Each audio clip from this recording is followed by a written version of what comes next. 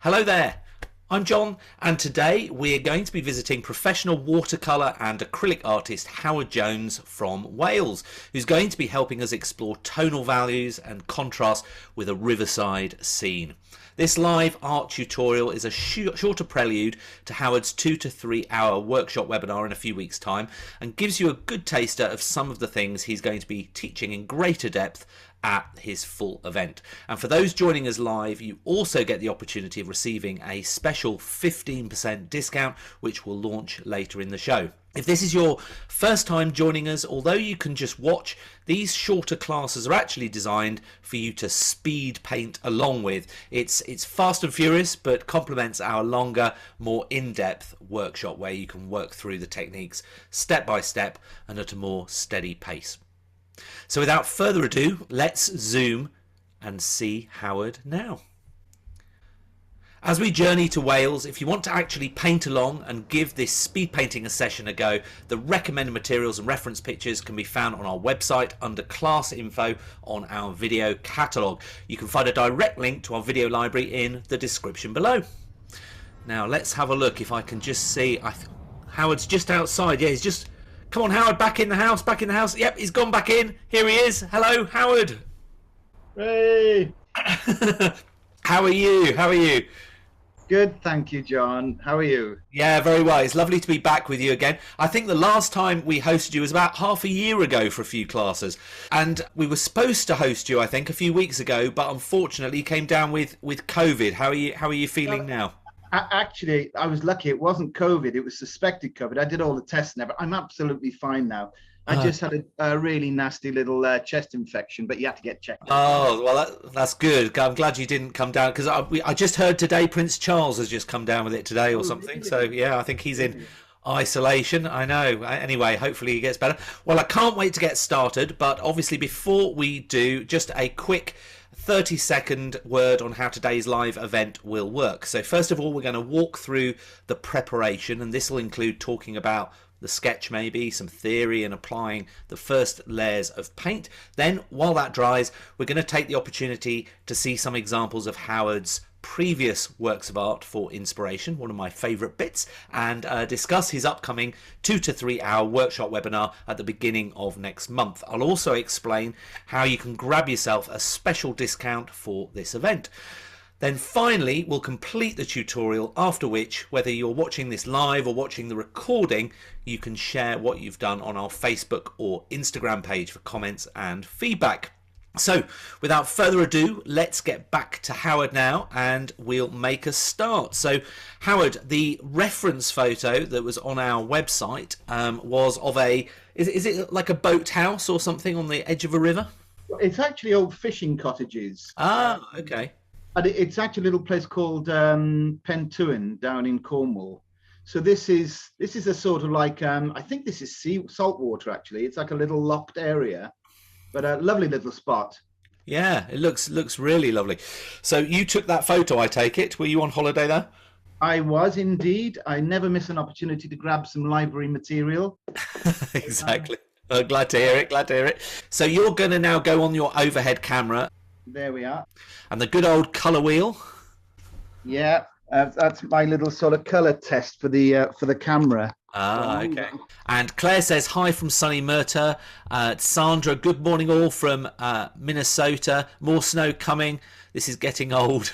And Kathy from Colorado. And Mashiko says, Howard is the best tutor I've come across in my long learning of watercolour. His knowledge, enthusiasm to teach, and ability to explain with clarity and reason is second to none. We will all enjoy this session. Well, Mashiko set you up for big expectations now, Howard. Big expectations. So.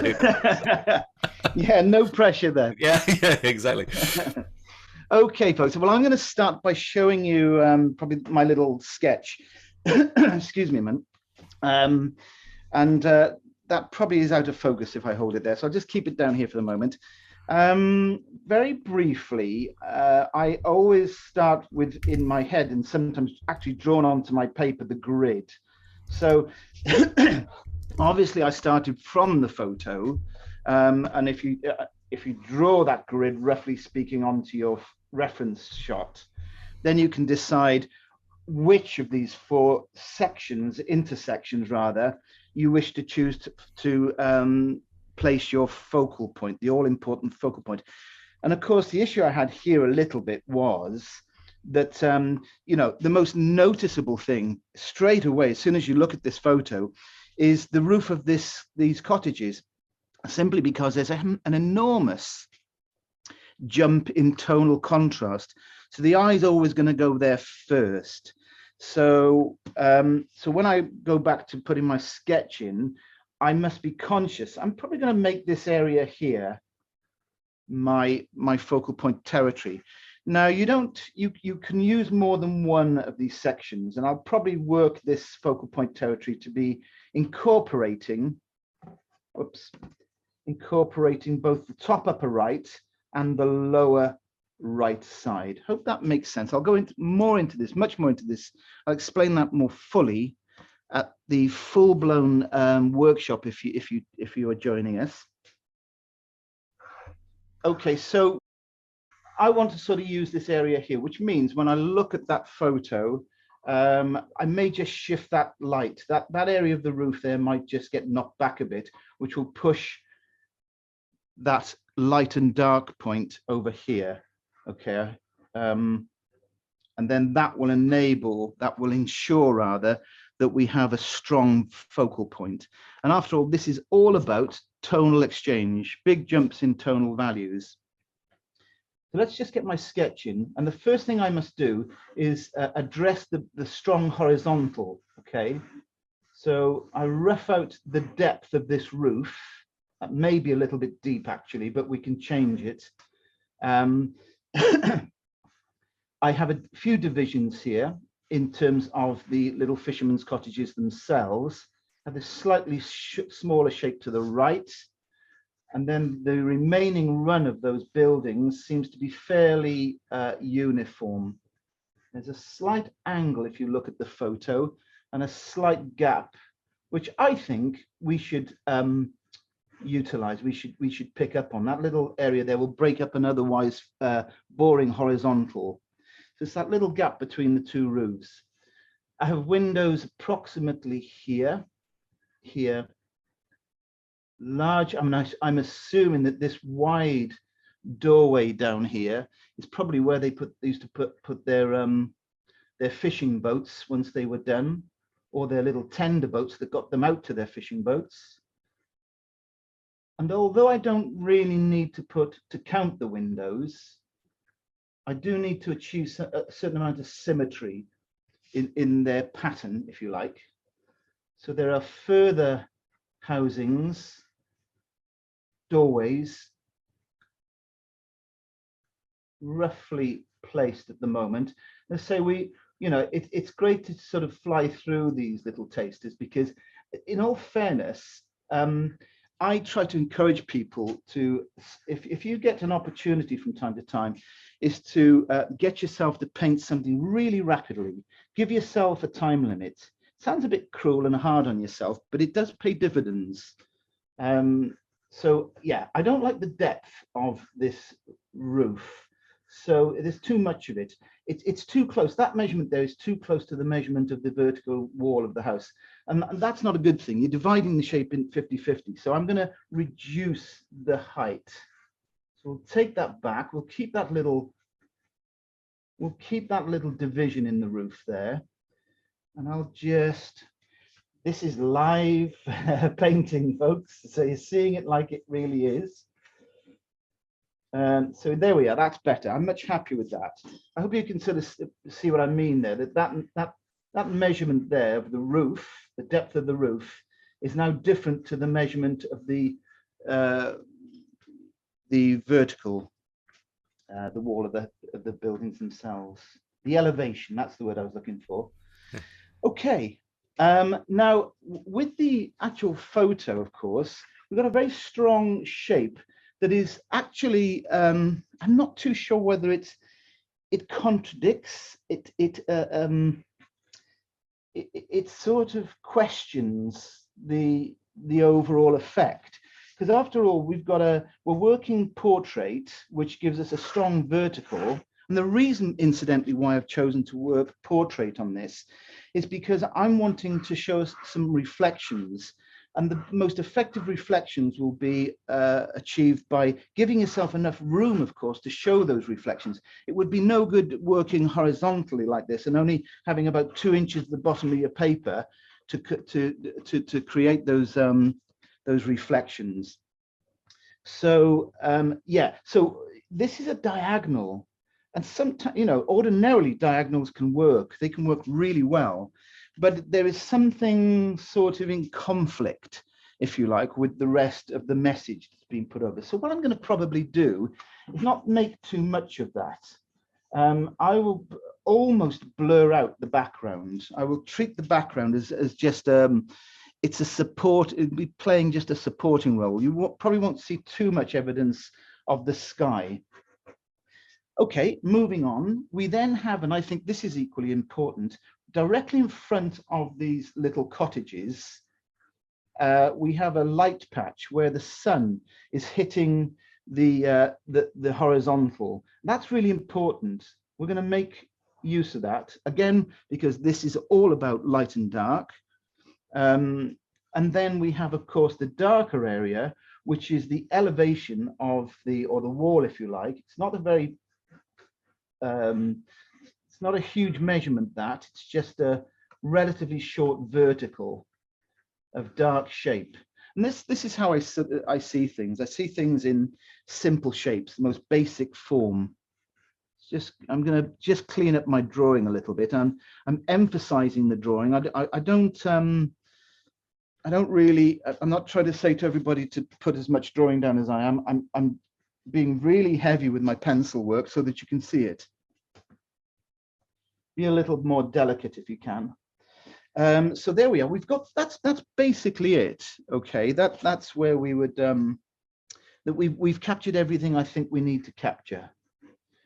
There's no chimneys that I can see. I'm sure there probably are. I do like chimneys for the very reason is that they do break up again and otherwise fairly you know, potentially flat looking shape. And I hope you agree with me. As soon as those 3 little chimneys go in, it just breaks the area up a bit more interestingly. Now, if you look hard enough, and this is the danger of using photos, of course, is that they do they flatten out your darks. You know, snapshots. If we're just using snapshots, there tends to be a lack of quality in the dark areas. So, and it's hiding my chimneys. I'm sure there's chimneys in those buildings, so I'm going to put them in there. There is a little, and I think it's a boat. I think it's a very small little rowing boat. Now, I'm going to place it exactly where it appears in the photo, because the one thing, of course, you must make sure of is that, you know, between that measurement there and that measurement there, you don't want to go placing anything of too much interest right in the middle, because we want to stay over here mostly. By the end of the painting, it'll be here that will pop, that will pop out. There's a little sort of nod to J.W. Turner here. There's a lovely little red buoy in the water. Now, I would rather bring that over closer to my focal point. So if I put that in at all, if those little red buoys go in at all, I think we'll put them over this side to support our focal point territory. And I think we're ready to go. How much we make of the light reflection, I find this quite abstract, and I'm not sure whether I want to use a direct copy of the photo in this respect. And what I'm talking about here is the placement of the reflection of this light is correct, of course. It's a photograph. It would be, but I get the feeling that it would be better if we moved it up a little bit closer to the source of the light. So so I'm you know, a bit of artistic license as we refer to it.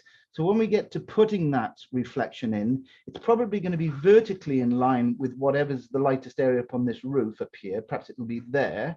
So it needs to correspond vertically to it, but rather having it down here where it is in the photo, I'm going to push it up so it's more in keeping with the overall balance of our painting, the design, the composition, whichever you want to call it. So I think we're ready to go. Sometimes with those things that you see in real life, obviously they are real, as you say, because it was taken on a photo.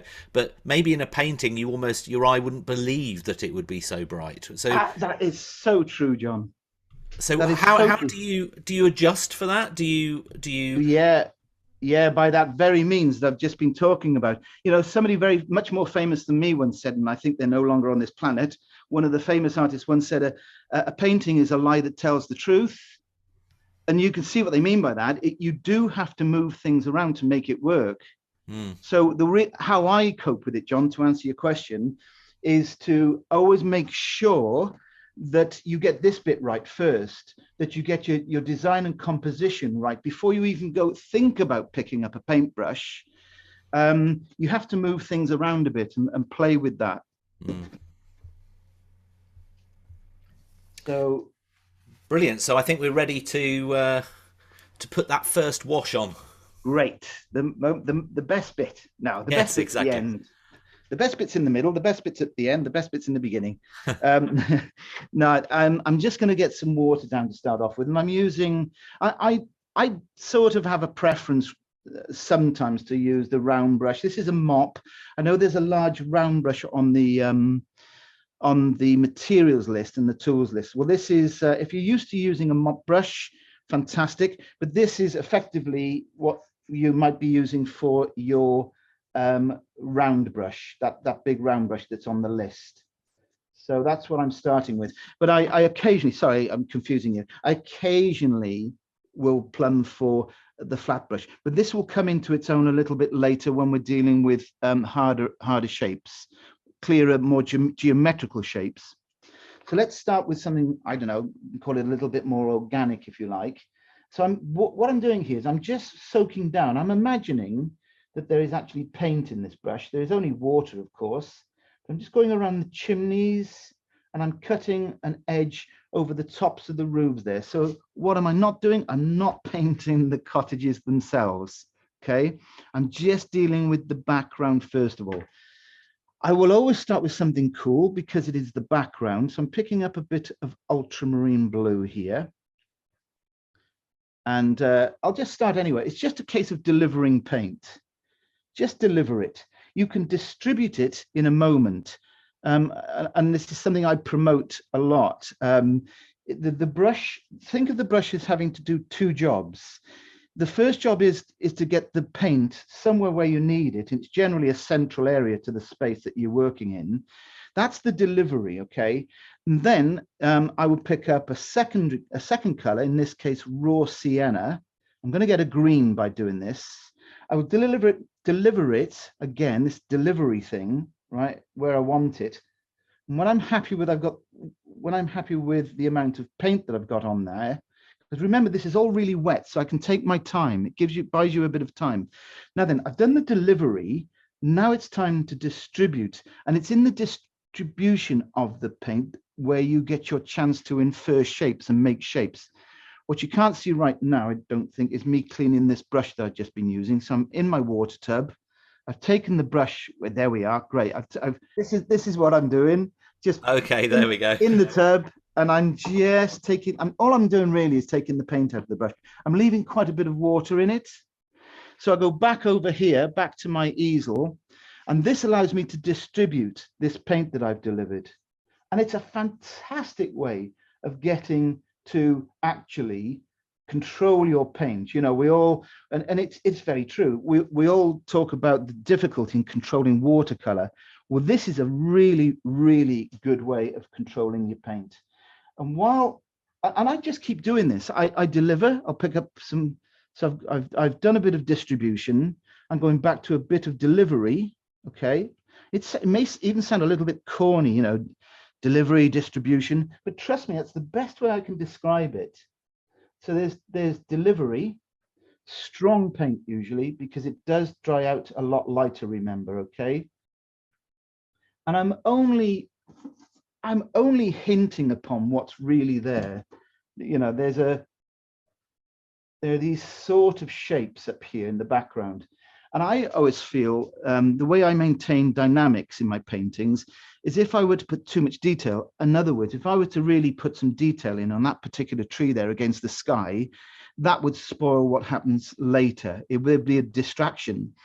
If I chose on another occasion for that tree to be the focal point, then that's another painting. That involves another painting. So there we are. I have delivered a lot of strong paint there, and I'm going to do a little bit more distribution. So once again, I'm back over into my water tub, getting rid of the paint, and I'm leaving a bit of water in there. And once again, I can play around a bit. Now you can overdo this, so be careful. You'll eventually find that the brush stops just moving paint around and it gets a bit thirsty.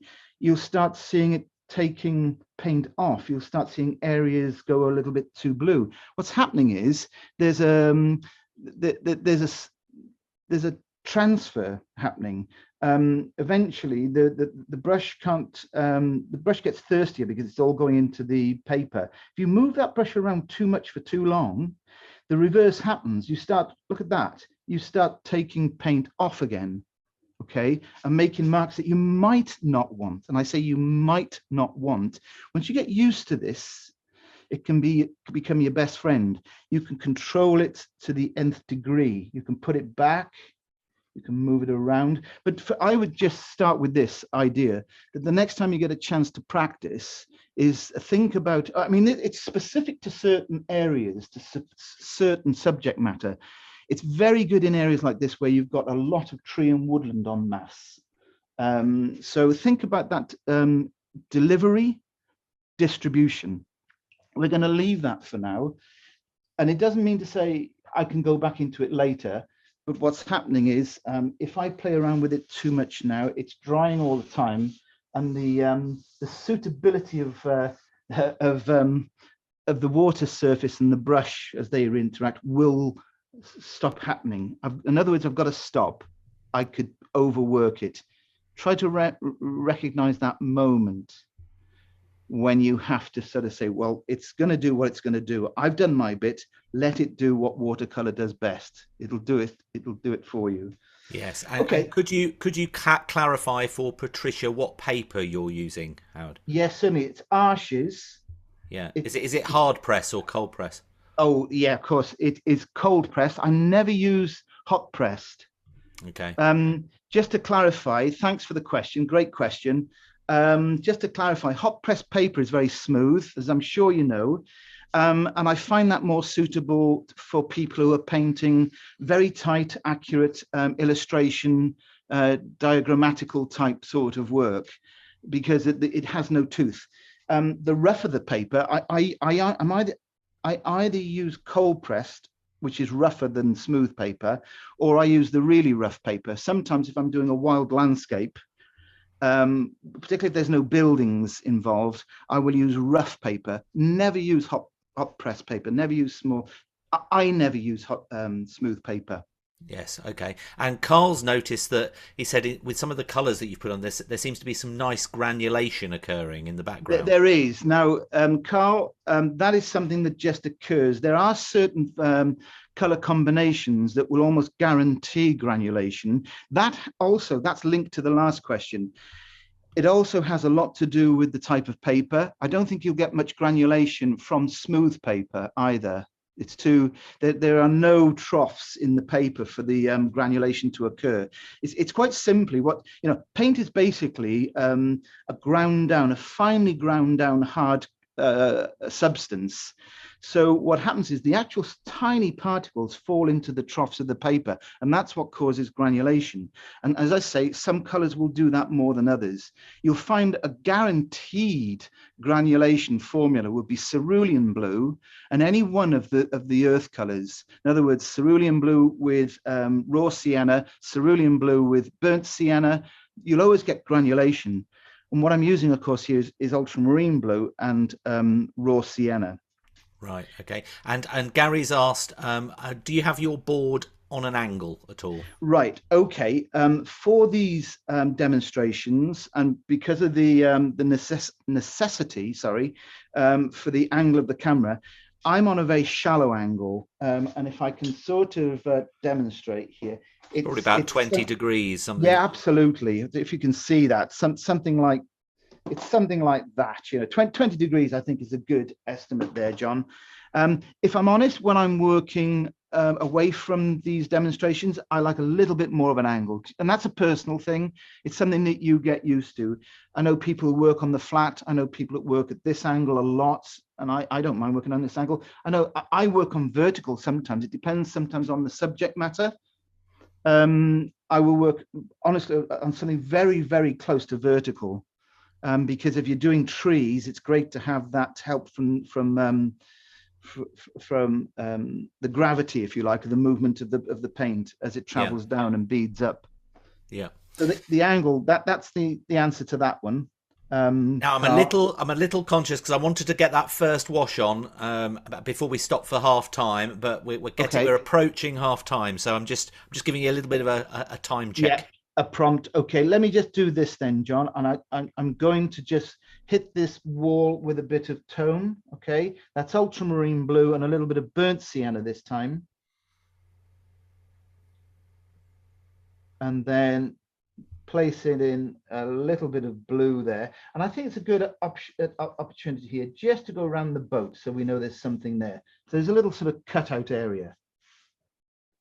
Okay, and then I won't do this. It's required another wash, but that will be very quick once we get back to things. So pretty confident that we can come back to this, John. And have we got enough time for me to do this? We have, yeah. If you want to, yeah, by all means. Great. Okay, here we go. Then I'm changed over to the flat brush because it's a flat mark that I'm making, and I won't pre-wet this. And I'm just going to. Remember, we said I'm assuming, roughly speaking, that reflection will be about here somewhere like that. Now I've got some buoys, those little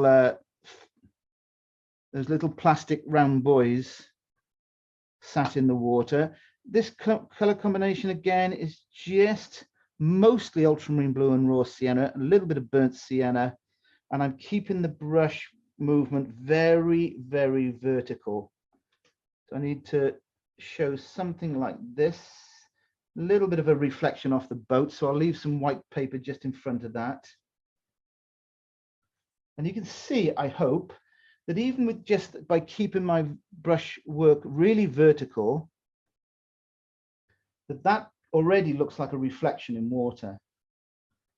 Now, as the brush runs out, and it does very rapidly, especially the 1-inch flat, there's an opportunity to create this broken delivery here. I quite like that idea.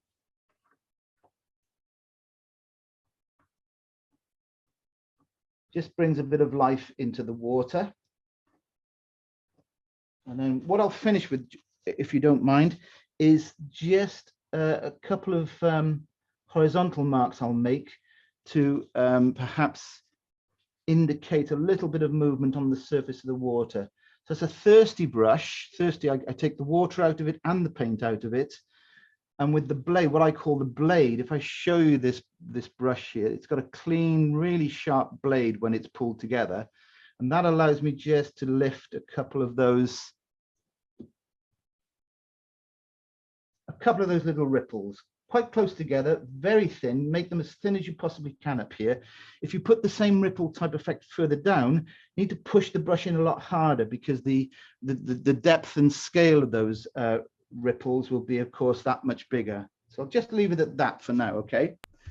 Brilliant. Right, there we are, John. Are we all right to take a break? Yeah, there? no, that's great. Now, interestingly, as you were doing the water there, I was quite fascinated by your approach to that, because I think a lot of artists would, when you're doing water, you'd want to wet the whole area, and then you do one big mix, so you keep the mix constant. But you were going in and remixing and applying and so that obviously gives different graduation of color on that reflection. But is that more abstract form that you were trying to? I think there's a couple of answers to that, John. First of all, there's no right and wrong way. I know what you're talking about. I myself sometimes will pre-wet a water area, and instead of working vertically, I will work horizontally with colored ripples, colored shapes, horizontal shapes. The thing is, it depends on what you're trying to convey. This was a landlocked bit of water. There wasn't much movement on the surface of the water. So I'm confident in those situations of being able to do things in a vertical manner, because the calmer the surface of the water, the more evidence of reflection there is. So Yes, that, okay. in my mind, that calls for reflections. Reflections call for vertical brush marks. Got you. Okay, no, that's brilliant. Well answered. Thank you very much for that.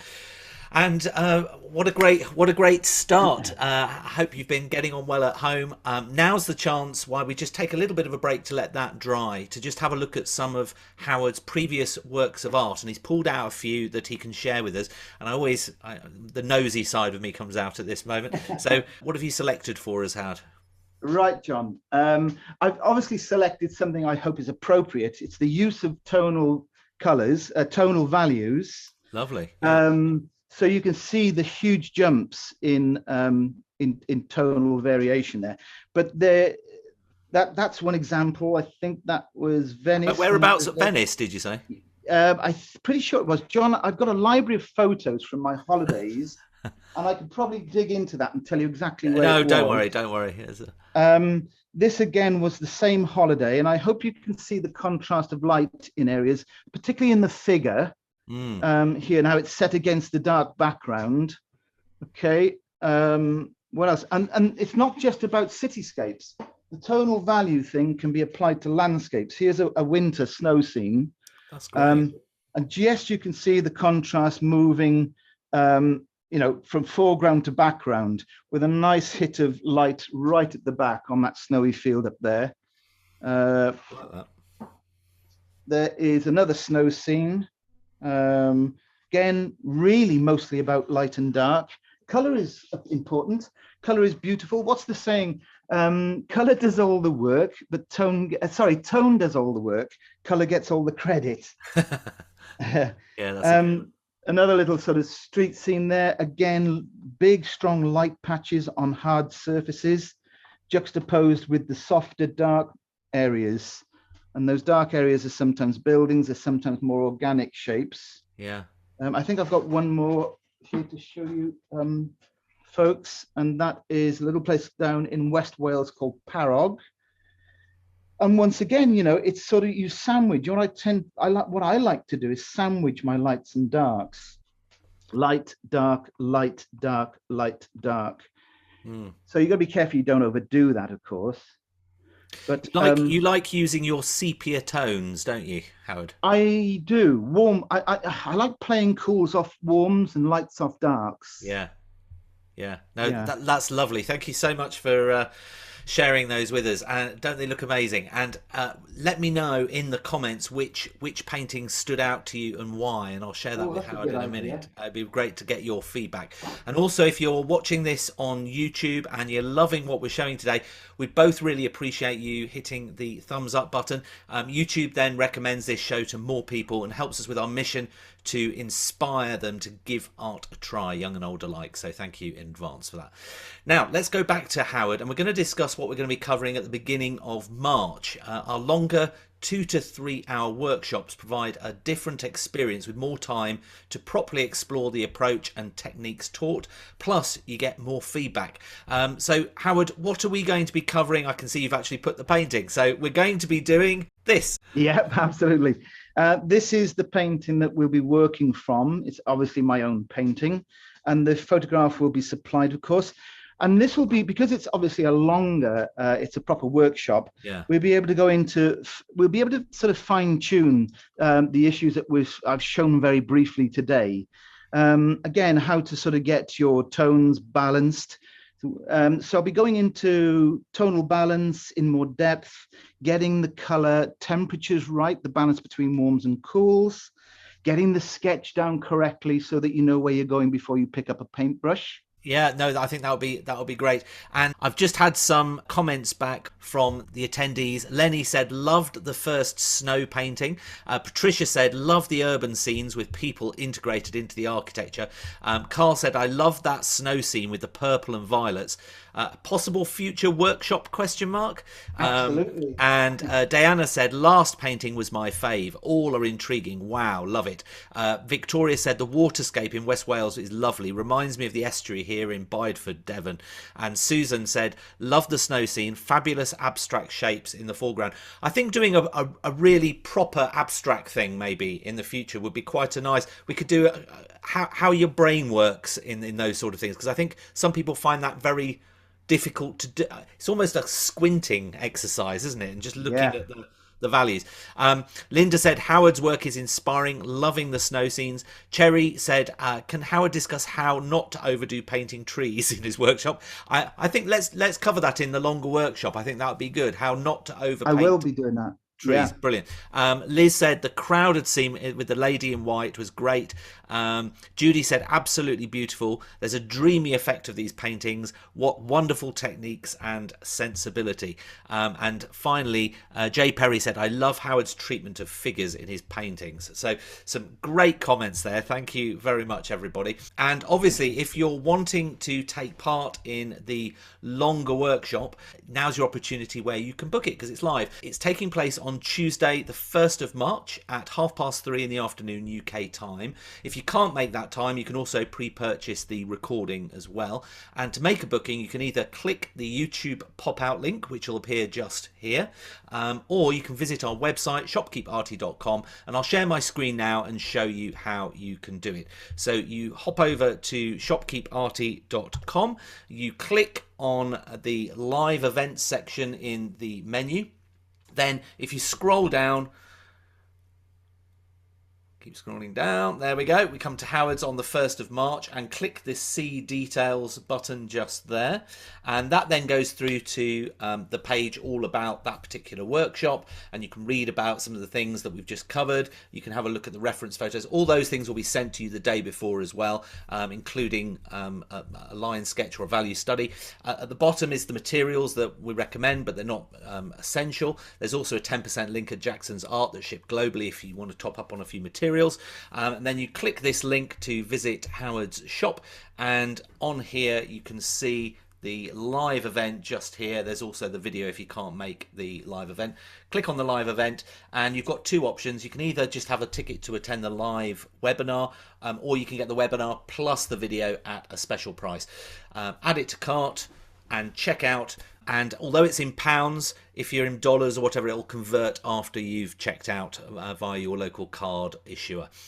Once the workshop's happened, you can then come to our video library at any time in the future.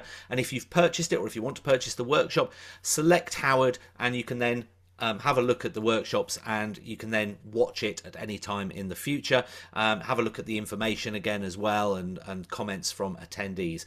Just one final note for our patrons: on the live events page, all our workshops, you get a 15% discount and you can access it through that link just there. So hopefully that helps. Right, let's get back. But as I just mentioned, for patrons can use that special link on our live events page. And what's more, I'm going to paste that link in the live chat now, so for all those attending this live event as well to make use of. And it'll just be up for the next 30 minutes or so, so make sure you click it before the time runs out. And that link is appearing now, so you should see that in the chat feature. Right, let's go back to Howard now for the second half of the tutorial, where we're going to start to add more layers and more of the detail. So back to you, Howard. Okay, round two, as they say. I'm picking up here a lot of fresh paint. Incidentally, I urge everybody to always start their painting session with fresh tube paint, okay? So this is the little number 6 round brush, and basically all I did was put the brush in the water and then squeezed as much of the water back out, because this is what we refer to as a dry brush mix. And I'm using a pickle jar lid here because it isolates the paint from any water that might be sitting in these wells, making it too weak. So you can sort of get that idea that you're mixing, you know, those two-part adhesives, if you like. So what I'm doing here is I just want to delineate certain areas. So it's a sort of a little bit of a move towards the detail. And I just want to see, you've got to be a bit careful here, not to overdo this, not to overdo these lines at the edges of the roofs. So windows are just going to be 1 or 2 hits of the brush really rapidly like this. If you do find yourself filling out a shape like that, I think sometimes it's a good idea just to let it sit there for about 2 or 3 seconds and just run a fingernail through it. Just brings a little more depth to an otherwise flat shape. But do try to make these shapes rapidly. I always think that if you go back in trying to fix them because you didn't think it looked particularly good, that's when things go horribly wrong. Now, for the bigger shapes, the doorways, I will put in a little bit more water. And here's a mini version of what was going on earlier up here. I do need to go back in there if we get time. There's a delivery. There's my delivery, okay? Rich, strong paint. It was just this mix with a little bit more water. And you just shape it, make that shape very roughly.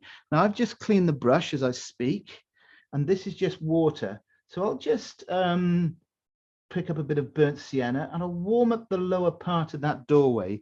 There's often a bit of warmth at ground level in these shapes. Now, you know, you do not have to make this shape completely edge to edge paint. It's okay to make the edges unfinished. So I'll repeat that. Here it comes. Here's the delivery, roughly into the area that I want it. Clean the brush. Brush lands at the edge here somewhere, and you decide what shape you want to leave that doorway. You might just want a little bit more over there.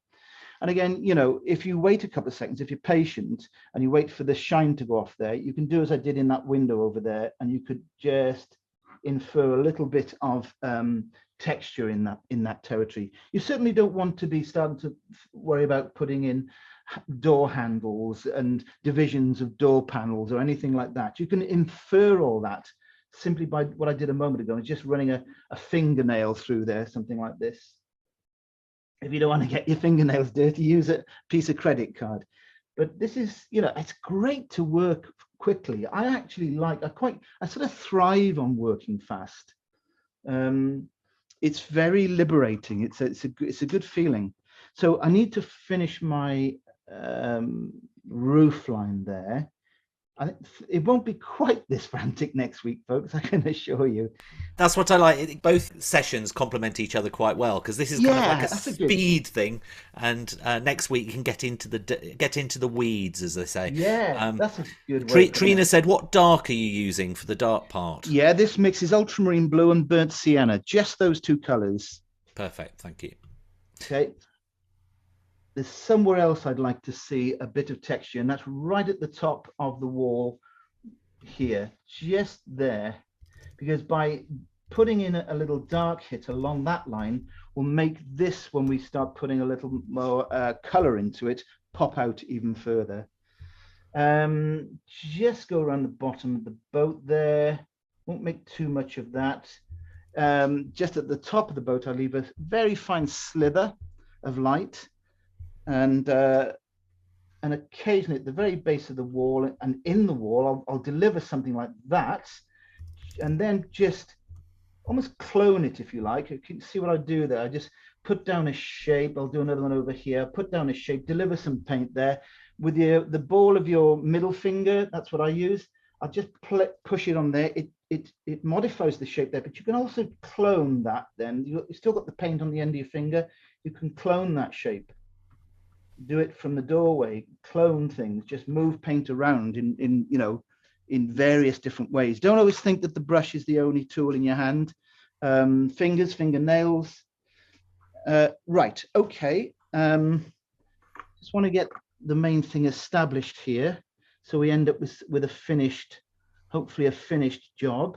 Just picking up a little bit of that cadmium red, just popping a little bit of color into those marker boys down there, those little The actual little boat, here's an interesting little trick. You saw me 2 minutes ago putting a dark line on the bottom of the boat where it meets the water and a dark line along the gunnel. Now, this brush here has been cleaned and it's got water in it, and I'll put water between the 2 lines that I made. And if you just shimmy them back and forth like that, you get effectively what is just about perfect to indicate the hard wall of a little boat. So what's happening is the water that you've just put in between is just kissing the dark lines that you put on, and it gives a perfect, you don't have to do anything else. Again, it paints itself. Right, I'm now going to go back. I love techniques where they paint themselves. That sounds perfect. Absolutely. Yeah. If it could only just get to that point where you know, you just stand there having a cup of coffee and watching. One day we'll have robots painting for us. God forbid. Well, I'd like to think that will never happen.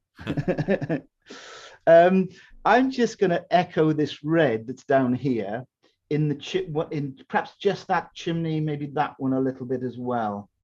So it's just a little bit of pulling together.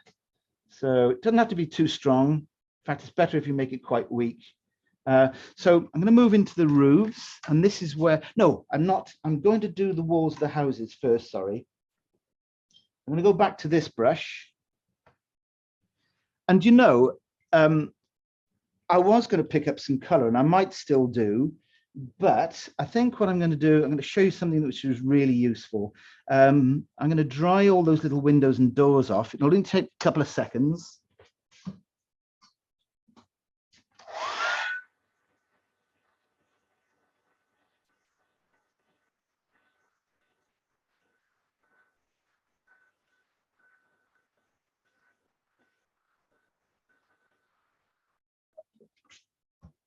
And what I'm going to do now is a very useful technique.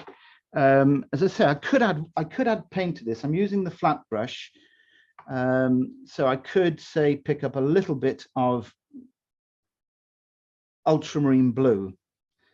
But as I say, I could do this with water all the same. Now, if I'm really gentle, so there's no downward pressure from my hand, I leave the brush sat on top of my fingers like this, and I'm just helping the brush travel across. And if you can see this, what's happening is small amount of the paint from the windows and the doors are actually leaching into the into this water, basically this very weak wash that I'm putting on. Now I'll do it all the way along, and it does 2 things, 2 very big things, important things. It makes the windows look they look less like they've been cut out and stuck on, because you've softened the edges of them. Okay, notice I'm just staying out of this little horizontal above the wall there. So I want that to be a nice sort of sunlit bit of grass. Okay, now you can, I'm just looking at the time here, you can reinforce a little bit of shadow underneath the eaves. This is ultramarine blue and burnt sienna again. And you could just suggest that there's shadow in the overhang of the roof, just above the top of the walls of the house there, while that's still wet, okay? If you wanted to pretty that area up a little bit, you could pick up a bit of raw sienna, a little bit of the cadmium red, very weak. I'm just using this round brush, and you could say, well, I'm going to warm that area up just there. And I'm working wet into wet, of course, okay? If you feel it's a bit strong, take everything out of the brush and lift some back out. Good control, good practice for controlling your paint. Now then, while that's drying, let's do the roofs, and this is where we're going to get the majority of the impact from. I think I'm going to go back to the flat brush, and I'm mixing up ultramarine blue. This time, a little bit of the red rather than the burnt sienna. That's the cadmium red light that was on the list. So that's ultramarine blue, cadmium red light. Gives me a sort of plummy color, if you like. It's the best way to describe it, like a dark plum color. because it's a sort of warm, shadowy area. If you look at the photo, and I'm not copying this as I mentioned earlier, but if you look at the photo, there's a tonal value here that almost disappears into the background. So what we're going to have to do is, once we've got this on the roof, we need to then go back into the background and match up the tonal values. So let's try to do this with as few brush marks as possible. I'll travel along here. This is the beauty. This is why I personally like a flat brush. I get very sort of geometrical shapes when I need them. So got to use a bit of imagination here, because you're not following the photo, sorry, at this point. So you just got to assume that, you know, there's some clues in the photo, because if there's a tree up here somewhere, light's coming from that direction, you can understand that there would certainly be some shadow from that tree. Now I just want to bring the impact area into this area here. That means that everything to this point should be your dark to light territory. And I'm just shadowing down the side of the chimney stack there. So this is focal point territory. So why don't I just go a little bit stronger under the eaves here as well? Okay. Now I might have to darken down. We might have to go down the wall again. We'll see. But I'm going to concentrate now on the background so that there's less jump in other areas, less jump of tonal value in other areas. Ultramarine blue, back to the original colors that we used here. If you remember, ultramarine blue, raw sienna. And this is working wet on dry now. We were working wet in wet originally back here. So there's an opportunity that if you do want to make some shapes, you can just say, let's cut around our chimney there for a moment. The idea here is to cut down the tonal jump. Don't have such a big jump in lights and darks. You can actually make contact with the roof with this color. Wow, that looks brave. Yeah, it does call for, like most watercolor paintings, there's a point where I always used to say, you need to it's time to take the stabilizers off your bicycle and face the music, as they say. So I sort of see these shapes that I'm making as hints upon trees. Okay. You could do the same as we did earlier. We could go back and put this brush in the water, clean it. And if you want, you can just soften. If you land the brush where it's still dry, where there's no paint, and then just cut into some edges, you should get a nice transition of natural looking edges up there in the woodland. Because they would be soft edges. When light falls on areas like that, the edges are soft. And when light falls on trees and soft surfaces, it's a soft edge usually. Okay, I do think we need to put one more wash across here, but I'm going to give it a little bit more time to dry out because we're very nearly But we've done. only got 1 or 2 minutes really now, so okay. just to let you know. All right, then what I'll do then, I'll just probably concentrate on this sunny area down here. So I'm picking up raw sienna and cadmium red, very weak. Make sure there's plenty of raw sienna in there, and I'm just going to hit that grassy illuminated area in front of the buildings there. Lovely. There, and that is probably as far as we can go then, John, I think. I know it's always pushing the envelope with time with these classes, but thank you so much. Brilliant. Well, we'll come back to that in a minute. Thank you so much. And how did you get on at home? It's been a really nice class, hasn't it? And using a lot of different techniques. And I know that, well, in fact, actually, Bobby said, really excited about the upcoming workshop. He is my favourite artist right now. And my birthday is tomorrow. So this is my birthday present. So happy birthday, Bobby. And I'm really looking forward to seeing you at the workshop. There was also a question from Lenny as well, Howard, saying, will you be drawing first in the longer workshop? And I think the answer is definitely yes. Yes, absolutely. Yeah, so we'll draw the sketch out and everything, and we'll work through that first so that we can all work through that together. So no pre-drawing required. If you want to make some comments, now's your time on the Q&A, and I'll read that through to Howard. Obviously, we would love to see what you have created. So, and the post relating to this class is already on our Facebook page. So if you search for Shopkeep Arty on Facebook, and you'll see the post there. All the links are in the description as well. And just share with us your paintings and have a look what other people have done as well, because it's a really nice community thing. And give them a like and say some nice positive comments as well. So this brings us to the end of another great arty class. I'll now go back to Howard and read out some of the comments. So back with you, Howard. So Trina said, what a fabulous class this morning. Howard shared so many helpful techniques and tips. I've some of the paintings done and will finish later. I love Howard's workshops. Happy birthday, Bobby. Thanks, Trina. And Jennifer said, wow, love Howard's style of work. So clear in giving instructions. So really looking forward to the workshop. Alex said, thank you both for a wonderful demo. Carl said, this was just fantastic. See you at the workshop. Diana said, really stunning. Thank you for a fabulous lesson. Picked up so many tips and wrote 3.5 pages of notes. Wow. Diana, that's if you're attending the workshop, Diana, you could almost publish a work of Absolutely.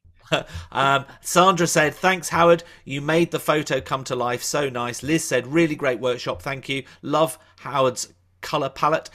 Sharon said his demo and insightful hints were brilliantly delivered. Can't wait for the longer class. Hilary said, thanks, really enjoyed that. Love your paintings. Bobby said, oh, thank you for wishing a happy birthday. Patricia said, thank you for sharing your techniques. Love your enthusiasm. Very inspiring. Cynthia said, such a great instructor.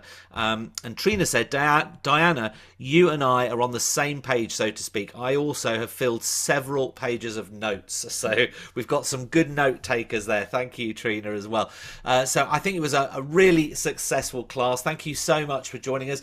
Now, as well as Howard's upcoming workshop, we've got some other great live shows planned, as well as me going on location to the Lake District. Another show to mention is also our first ever plein air workshop in California, where we're actually going to be painting along with the artist Gabriel Stockton from Balboa Park for a 2 to 3 hour workshop.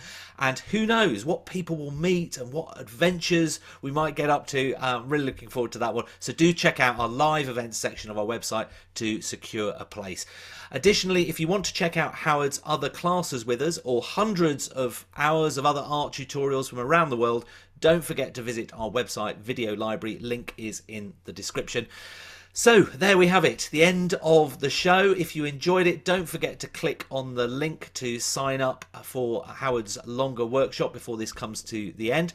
Thanks for joining us, and until next time, it's obviously goodbye from me, but obviously thank you so much for your time and generosity to Howard. Thank you, Howard. Absolute pleasure. Thanks to everybody for joining. Brilliant. And obviously you get a big round of applause. Yay. We'll finish on the painting. Bye, everyone. Oh.